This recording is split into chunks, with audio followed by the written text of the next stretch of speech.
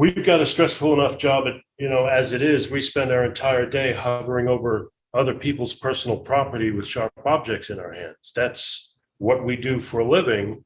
And so there's enough stress as it's related to that. But I also understand, as a guitar player, when somebody's coming in with their guitar, it could be married to all sorts of experiences they've had in the past, trying to navigate tough experiences they've had with other places that they've had work done, or they have a guitar that's for whatever reason is special to them. So I understand that they're coming to me with an object that, because of what they're doing with it, has a whole myriad of other emotional baggage that's coming with it and being placed on my front counter because of what they do with it. Yeah.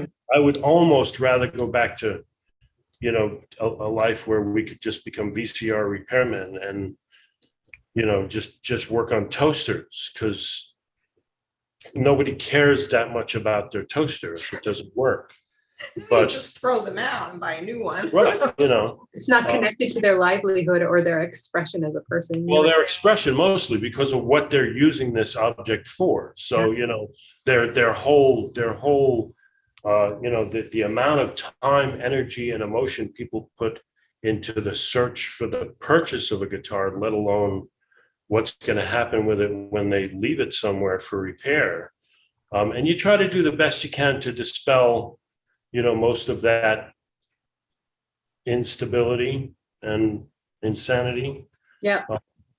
So I get it from both sides, that I try to set the relationship up between me and the customer as, I'm the guy who's doing the work and you're the customer whose guitar I'm going to be working on. You need to understand what it is I'm going to be doing, how it is going to be doing it, and all of that stuff, and educate you the best as I can for that. And I understand that, when you get in your car and drive away, you don't have your guitar anymore. So, but there's, and I don't know if it's a regional thing. I don't know if it's, where we exist in the tri-state area, or, Westchester County is probably the most expensive county in the country to live.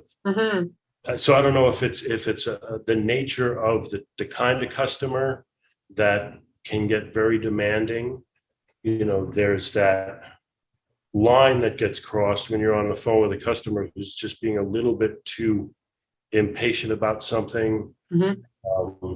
And suddenly you feel like you work for the cable company and they're yelling at you just like they would at the guy who they yell at when their cable goes out. Yeah. So, but like I said, there's that navigation we don't have that much though. We have a lot of awesome customers. We've met so many cool people. Oh yeah. So, they make it worth doing. Yeah. So it's and it only takes one customer to suck all the air out of it.